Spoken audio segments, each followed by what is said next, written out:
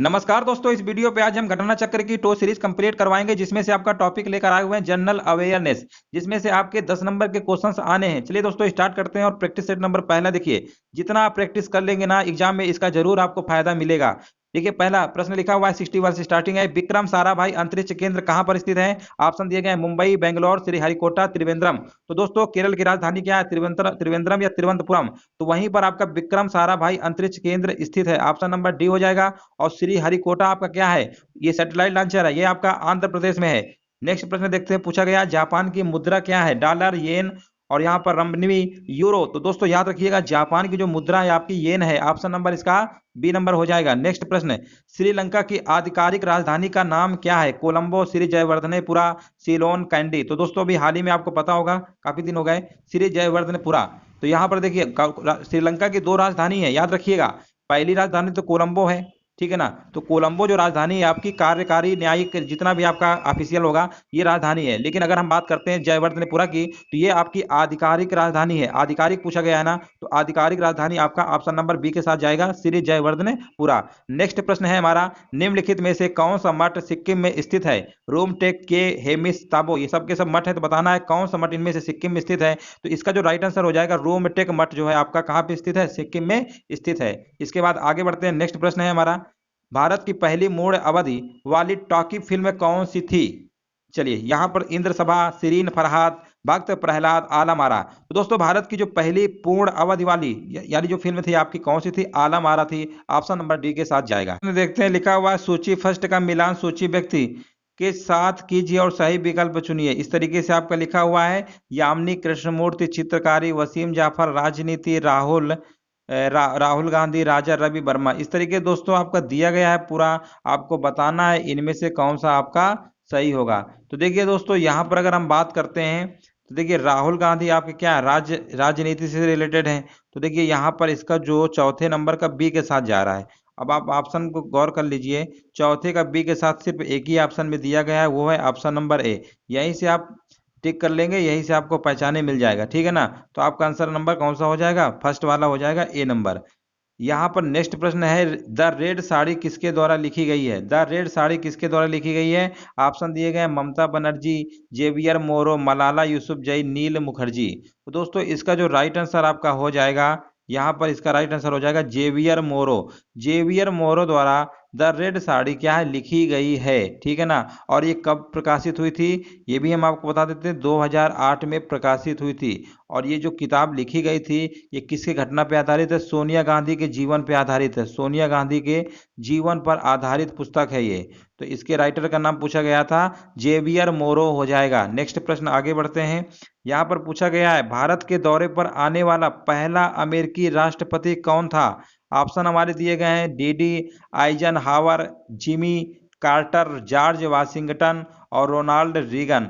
तो इसका दोस्तों जो सही जवाब आपका होगा, डीडी आइजनहावर। याद रखिएगा, भारत के दौरे पर आने वाले पहले अमेरिकी राष्ट्रपति कौन थे? डीडी आइजनहावर थे। और ये कब आए थे, ये भी याद रखिएगा, 1959 में दोस्तों आए थे। 1959 में भारत का दौरा करने वाले पहले अमेरिकी राष्ट्रपति थे। आगे बढ़ते हैं। डॉक्टर अल्फ्रेड नोबेल द्वारा निर्धारित अक्षय निधि में से किस क्षेत्र में नोबेल पुरस्कार नहीं दिया जाता है? तो दोस्तों यहाँ पर अगर हम बात करते हैं क्वेश्चन नंबर 69 की, तो सभी को पता है इन्होंने अल्फ्रेड नोबेल ने डायनामाइट का आविष्कार किया था, जिसकी वजह से नोबेल पुरस्कार 6 क्षेत्रों में दिया जाता है, ठीक है ना। अगर हम बात करते हैं शांति का या औषध या रसायन शास्त्र का, इनका तो जो पुरस्कार होता है, ठीक है ना, ये तो प्रदान किया जाता है, ठीक है ना। यहाँ पर बोला गया निर्धारित अक्षय निधि से। लेकिन जो आपका अर्थशास्त्र का पुरस्कार होता है, ये आपका रिक्स bank, the central bank of Sweden द्वारा स्थापित किया गया था। तो ये तो पुरस्कार बाद में स्टार्ट किया गया था 1969 में। तो यहाँ पर बोला गया था निर्धारित अक्षय निधि में से किस क्षेत्र में नोबेल पुरस्कार नहीं दिया जाता है। तो ये तीनों तो आपके हैं, बट आपका अर्थशास्त्र वाला अलग है। या रिक्स bank, the central bank of India Sweden द्वारा स्थापित किया गया था। और इसकी स्टार्टिंग कहाँ से हुई थी? 1969 में, ठीक है ना। आगे बढ़ते हैं। रामसर सम्मेलन का मुख्य उद्देश्य क्या था? अब देखिए रामसर का नाम सुन के लग रहा होगा कि ये इंडियन है, जबकि दोस्तों रामसर जो है आपका ये ईरान में है, ठीक है ना। और इसका जो सम्मेलन 1971 में हुआ था, ठीक है ना, उसमें भारत भी क्या किया था? भारत 1982 में पार्टिसिपेट किया था, ठीक है ना।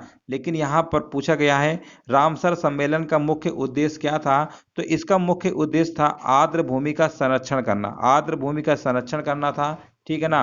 अब भारत इसमें 1982 में क्या हुआ था, शामिल हुआ था, ये भी याद रखिएगा, ठीक है ना।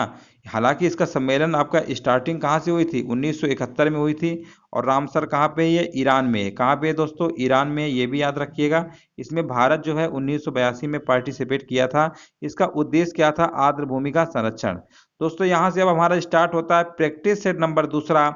इसके पहले हमने एक प्रैक्टिस सेट करा दिया, अब दूसरा स्टार्ट करते हैं यहाँ से। और देखिए यहाँ से पूछा गया है पीसो किस देश की मुद्रा है, पीसो किस देश की मुद्रा है। ऑप्शन दिए गए हैं दक्षिण कोरिया, मैक्सिको, जापान, इटली। तो पीसो जो है आपकी मैक्सिको की मुद्रा है। कहाँ की है, मैक्सिको की मुद्रा है। तो इसका जो राइट आंसर हो जाएगा ऑप्शन नंबर बी हो जाएगा, ठीक है ना। चलिए आगे बढ़ते हैं।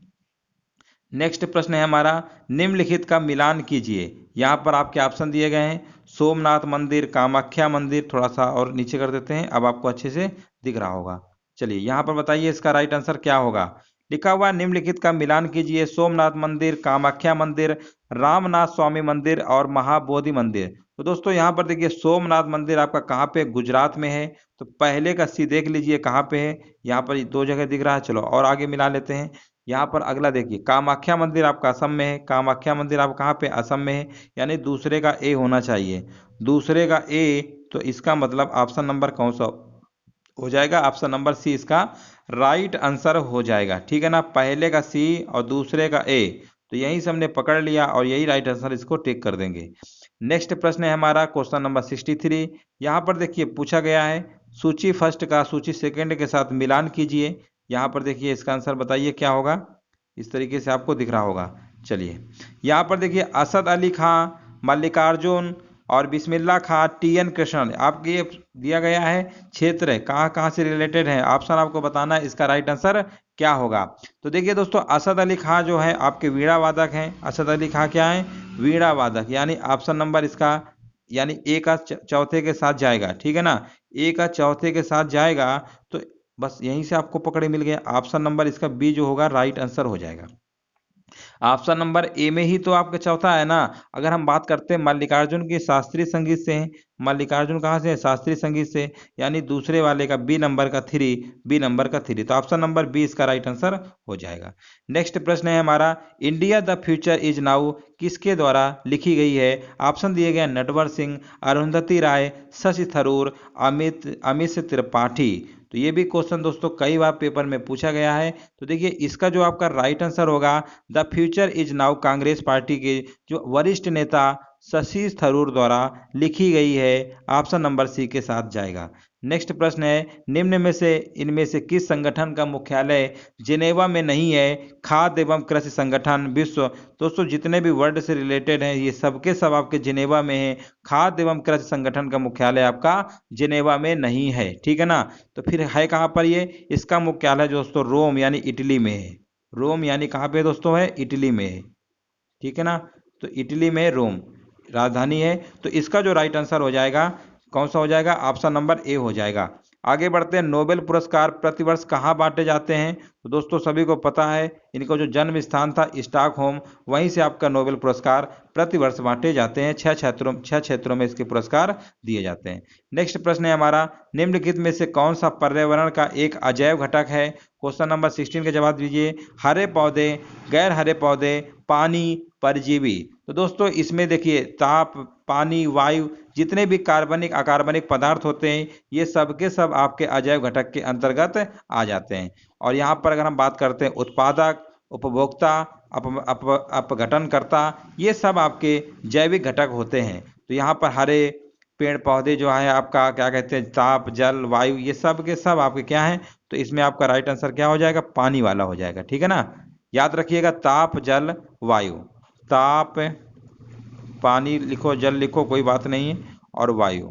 और कार्बनिक और अकार्बनिक पदार्थ ये सब के सब हमारे क्या होते हैं, अजैव घटक होते हैं। तो इनमें से हमारा कौन सा आएगा, पानी। ये हरे पौधे, गैर हरे पौधे, परजीवी, ये सब क्या आपके जैविक घटक होते हैं। नेक्स्ट प्रश्न है हमारा, बहुत ही सिंपल प्रश्न है, विश्व पर्यावरण दिवस कब मनाया जाता है? सभी को पता है विश्व पर्यावरण दिवस 5 जून को मनाया जाता है। ऑप्शन नंबर बी इसका राइट आंसर हो जाएगा। नेक्स्ट प्रश्न है, क्षेत्रफल की दृष्टि से भारत का सबसे बड़ा राज्य कौन सा है? तो देखिए दोस्तों, क्षेत्रफल की दृष्टि से भारत का सबसे बड़ा राज्य राजस्थान है, ये पहले नंबर पे है। इसके बाद आपका दूसरे नंबर पे आता है मध्य प्रदेश और तीसरे नंबर पे आपका आता है महाराष्ट्र। याद रखिएगा, सबसे बड़ा पूछा गया है तो राजस्थान हो जाएगा। फिर से अगला प्रश्न पूछा गया है, निम्नलिखित में से कौन सा सुमेलित है? भरतनाट्यम, कुचिपुड़ी और कथकली, कथक, इसमें से आपको बताना है, मिलान करना है कौन कहाँ पे किसके साथ होगा। तो भरतनाट्यम आपका तमिलनाडु के साथ होगा, ये सब नाटक है, नृत्य है। और कुचिपुड़ी जो है आपका, कुचिपुड़ी आपका कई बार पेपर में पूछा गया है, आंध्र प्रदेश का है, ठीक है ना। कथकली आपका केरल का है और कथक आपका मध्य प्रदेश का है। तो बस हो गया, इसी तरीके से आपको मिलाना था। यहाँ से दोस्तों हमारे स्टार्ट हो जाते हैं प्रैक्टिस सेट नंबर तीसरा। इसके पहले अभी 2 प्रैक्टिस सेट हो चुके हैं, अब देखिए तीसरा नंबर यहाँ से स्टार्ट होता है। क्वेश्चन नंबर 60 का जवाब बताइए क्या होगा? दिसंबर 2020 में संयुक्त राष्ट्र विकास कार्यक्रम यूएनडीपी द्वारा जारी मानव विकास सूचकांक 2020 में भारत को कौन सा स्थान प्राप्त हुआ है? तो दोस्तों 2020 में 189 देशों में भारत को 131वां स्थान प्राप्त हुआ है। इसका right answer option number D हो जाएगा। सऊदी अरब की मुद्रा क्या है? ऑप्शन दिए गए हैं, इसका राइट आंसर बताइए क्या होगा?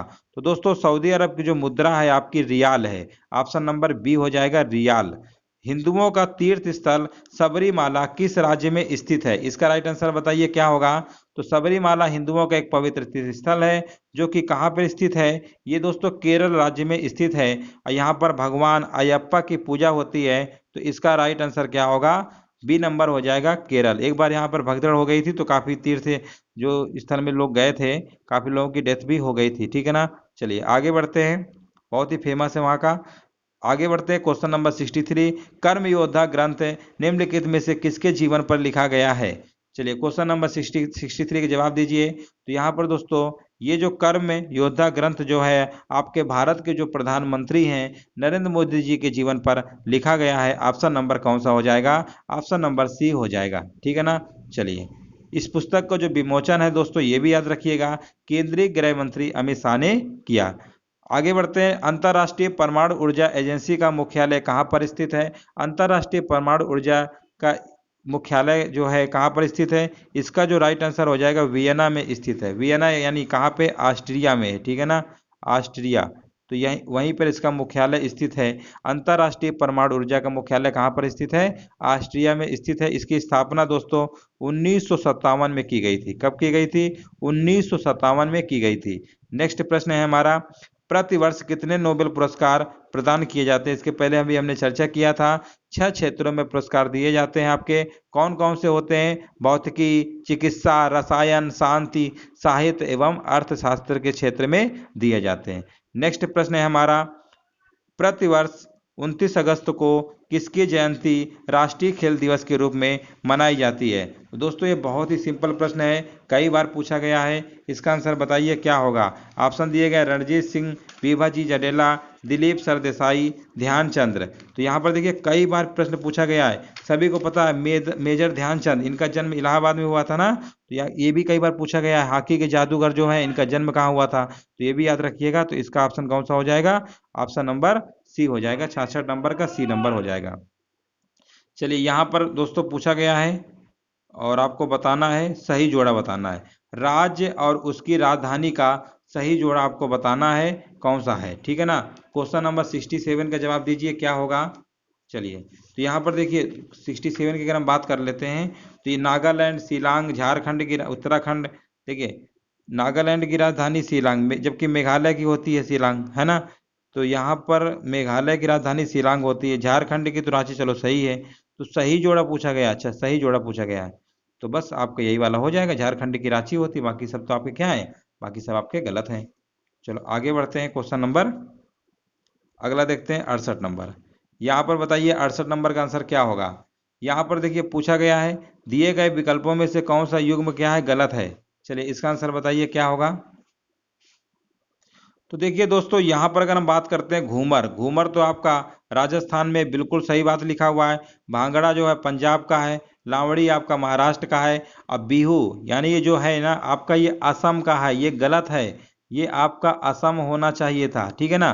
तो बोला गया कौन से युग्म गलत है, ऑप्शन नंबर बी के साथ हो जाएगा। दोस्तों ऐसे ही प्रश्न आपको पेपर में देखने को मिलेंगे। भूटान की राजधानी पूछ लिया गया, इतना सिंपल प्रश्न है। 69 का राइट आंसर क्या होगा। भूटान की जो राजधानी है थिम्पू है। सबसे गरीब देश है बेचारा, है ना। तो इसकी राजधानी कौन सी है, इसकी राजधानी थिम्पू है। आगे बढ़ते हैं, नेक्स्ट प्रश्न है हमारा। यहाँ पर पूछा गया है इसका भी मिलान ही करना है, इसमें भी मिलान करना है। चलिए इसका बताइए कौन सा राइट आंसर होगा। सही क्रम आपको बताना है। तो देखिए अमजद अली खान जो है आपके सरोद से संबंधित है। कहाँ से, सरोद से। और अली हुसैन की अगर हम बात करते हैं ना तो आपके शहनाई से संबंधित है। कहाँ से, शहनाई से। देख लो यहीं से मैच करा लो। ए नंबर का दूसरा है और बी नंबर का चौथा है। ए का दूसरा, बी का चौथा, यानी ऑप्शन नंबर सी के साथ चला जाएगा। ऐसे सवालों में दोस्तों अगर आपके दो याद है ना तो फिर तो आप मैच करवा लेंगे। हरिप्रसाद चौरसिया आपके किससे हैं, बांसुरी से हैं, ठीक है ना। ये भी कई बार पूछा गया है। चलिए नेक्स्ट प्रश्न है दोस्तों। यहाँ से दोस्तों हमारा शुरू होता है प्रैक्टिस सेट नंबर चौथा, ठीक है ना। सारे प्रैक्टिस सेट करवा देंगे, उससे एक ही बार में आप फटाफट देख लेंगे, रिवाइज कर लेंगे, तो उसमें आपको पेपर में जरूर इसका फायदा देखने को मिलेगा। चलिए दोस्तों यहाँ पर बताइए बांग्लादेश, और यहाँ पे लिखा हुआ है इस तरीके से आपको मिलान करना है, बांग्लादेश, म्यांमार, मालदीव, भूटान। तो आपको बताना है ये लिखा हुआ है नुगुम त्रुम रुफिया, थोड़ा अजीब गरीब नाम है, और टका और क्यात। तो चलिए इसका आंसर बताइए, क्वेश्चन नंबर 61 का राइट आंसर क्या होगा। तो देखिए दोस्तों बांग्लादेश में आपको पता है बांग्लादेश टका चलती है, तो यानी पहले का सी के साथ होना चाहिए, पहले का सी के साथ। चलो और एक दो और पता होना चाहिए। अगर हम बात करते हैं मालदीव, तो मालदीव की दोस्तों आपकी चलती है मालदीवियन रुपया, रुपया मालदीव में रुपया है, ठीक है ना। तो ये मालदीव रुपया यानी यहाँ पर होना चाहिए तीसरे नंबर का बी। तो तीसरे नंबर का बी कहाँ पर है, तीसरे नंबर का बी चलो यहाँ पर है। और पहले नंबर का क्या था, पहले नंबर का, पहले का सी तीसरे का बी, पहले का सी तीसरे का बी। चलो यही वाला राइट आंसर हो जाएगा, ऑप्शन नंबर सी इसका राइट आंसर हो जाएगा, ठीक है ना। चलिए अब भूटान की कौन से, न्यूगुल्ट्रम है, लेकिन भूटान में थोड़ा सा वैसे लिखा है नुगुत्रुम, इसको सही कर लीजिएगा, न्यूगुल्ट्रम है, ठीक है ना, भूटान की मुद्रा है। चलिए इसका जो राइट आंसर हो जाएगा ऑप्शन नंबर कौन सा हो जाएगा, सी नंबर हो जाएगा। रुपया है, रुपया लिखा था गलत, वो भी शायद है, रुपया होता है। चलो यहाँ पर क्वेश्चन नंबर 62 पढ़ते हैं। लिखा हुआ किस भारतीय राज्य में गमछा, गमछा है, गमछा एक सांस्कृतिक प्रतीक है। चलिए क्वेश्चन नंबर 62 का जवाब दीजिए। केरल, राजस्थान, असम, हरियाणा। तो देखिए असम राज्य में गमछा जो है एक सांस्कृतिक क्या है, प्रतीक है। इसका जो राइट आंसर हो जाएगा असम हो जाएगा। Question number 63, wise and otherwise a salute to life की लेखिका कौन है। चलिए इसका राइट आंसर बताइए क्या होगा। तो दोस्तों इसकी जो राइटर का नाम है wise and otherwise a salute to life की लेखिका आपकी हैं सुधा मूर्ति है। कौन है, सुधा मूर्ति है, इसका राइट आंसर हो जाएगा।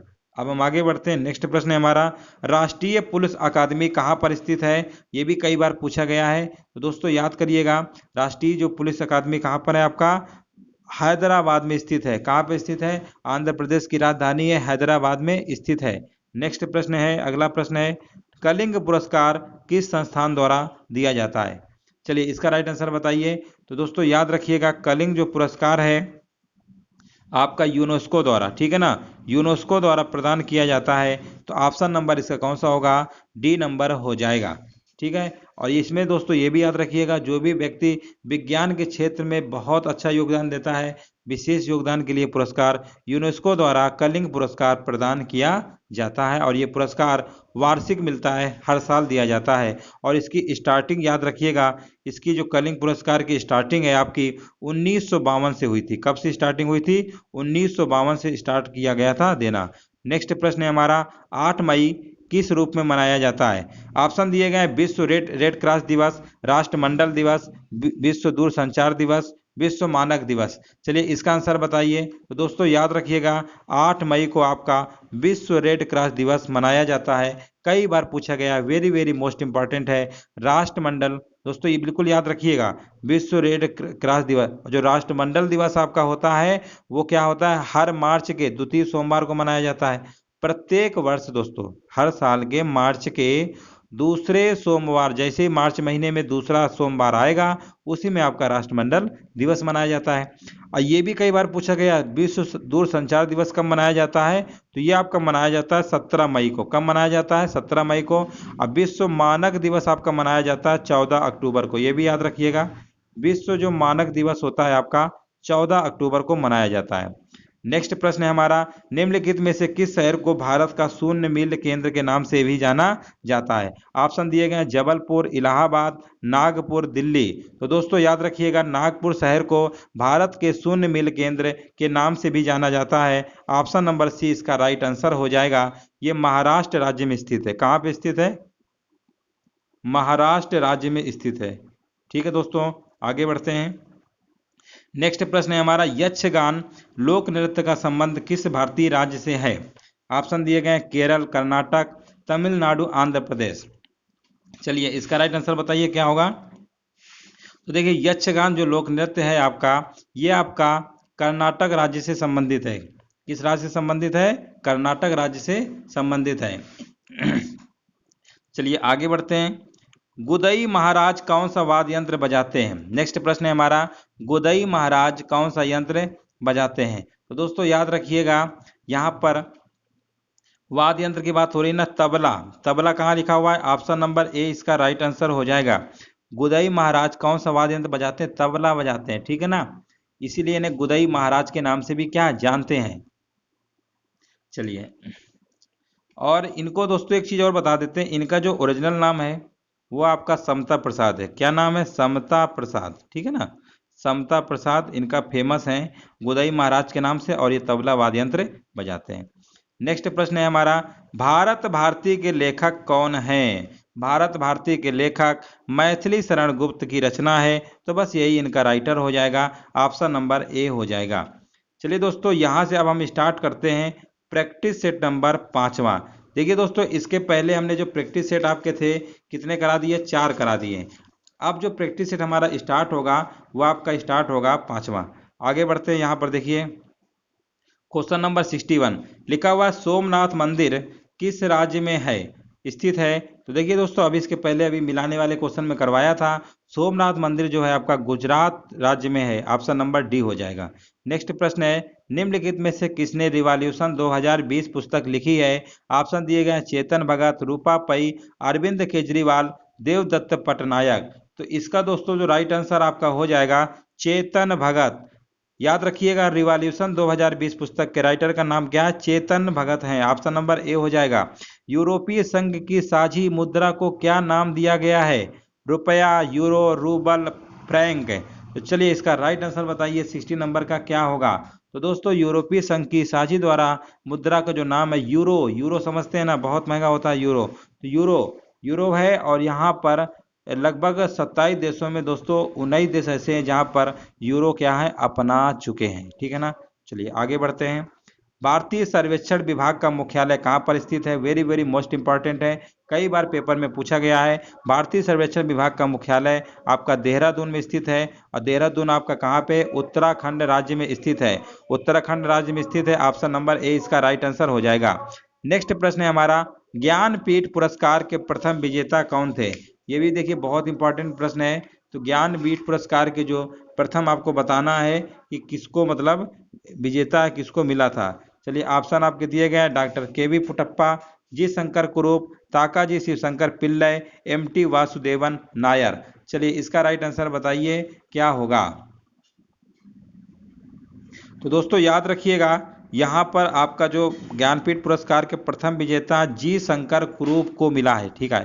कौन थे जिन्हें पुरस्कार पहला मिला था, जी शंकर कुरूप, याद रखिएगा नाम, ठीक है ना, वेरी वेरी इंपॉर्टेंट है। और इन्हें कब मिला था ये भी याद रखिएगा, 1965 में मिला था। कब मिला था, 1965 में मिला था। चलिए नेक्स्ट आगे प्रश्न बढ़ते हैं। और नेक्स्ट प्रश्न है हमारा, कौन सा दिन अंतर्राष्ट्रीय मानवाधिकार दिवस है। कौन सा दिन अंतर्राष्ट्रीय मानवाधिकार दिवस है? क्वेश्चन नंबर 66 का बताइए। ये भी कई बार पूछा गया है, याद रखिएगा दोस्तों, 10 दिसंबर को अंतर्राष्ट्रीय मानव अधिकार दिवस मनाया जाता है। ऑप्शन नंबर क्या होगा? डी, बी, ए नंबर हो जाएगा। और दोस्तों ये भी याद रखिएगा, इसकी जो मान लीजिए मनाया जाता है, इसकी स्थापना किसने की थी? तो ये भी याद रखिएगा 24 अक्टूबर, ठीक है ना दोस्तों। 24 अक्टूबर का अगर पूछ लेता है, कई बार ये भी पूछा गया है कौन सा दिन अंतर्राष्ट्रीय मानवाधिकार दिवस, वो तो 10 दिसंबर मनाया जाता है। अगर हम पूछ लेते हैं कि बताइए 24 अक्टूबर क्या मनाया जाता है? जब आपका सेकेंड वर्ल्ड वार हुआ था, ठीक है ना, 1939 से 1945 के बीच में, तो उसके बाद समझौता एक हुआ था, संयुक्त राष्ट्र स्थापना दिवस कह सकते हैं, वो आपका 24 अक्टूबर को मनाया जाता है। 1945 में हुआ था, ये भी याद रखिएगा, 24 अक्टूबर 1945 संयुक्त राष्ट्र स्थापना दिवस मनाया जाता है। उसी दिन विश्व युद्ध जब हो रहा था, उसमें काफी देशों में एक बनाया गया था, संगठन टाइप का कह सकते हैं। चलिए नेक्स्ट प्रश्न है हमारा, निम्नलिखित में से किस राज्य की भूमि को भारत के पूर्वी और पश्चिमी तट पर है? ठीक है ना, ऑप्शन दिए गए हैं आपके, पांडिचेरी, केरल, आंध्र प्रदेश, महाराष्ट्र। तो दोस्तों इसका जो राइट आंसर आपका हो जाएगा, यहाँ पर पूछा गया है किस राज्य की भूमि को भारत के पूर्वी और पश्चिमी तट पर है। चलिए आंसर बताइए। तो दोस्तों जो आपका ये पांडिचेरी जो आपका है केंद्र शासित क्षेत्र है, यही आपका जो है भूमि भारत के पूर्वी और पश्चिमी तट पर स्थित है, ठीक है ना। तो ऑप्शन नंबर इसका कौन सा हो जाएगा? ए नंबर हो जाएगा, ठीक है ना। चलिए आगे बढ़ते हैं। नेक्स्ट प्रश्न है हमारा, भारतीय राज्य में विवाह के दौरान लोकप्रिय लोक नृत्य बिहाउला गिद्धा किया जाता है। गिद्धा दोस्तों बहुत ही सिंपल है, पंजाब, बस जैसे गिद्धा देखो पंजाब लगा दो, राइट आंसर हो गया, बस ऑप्शन नंबर बी, कई बार पूछा गया है।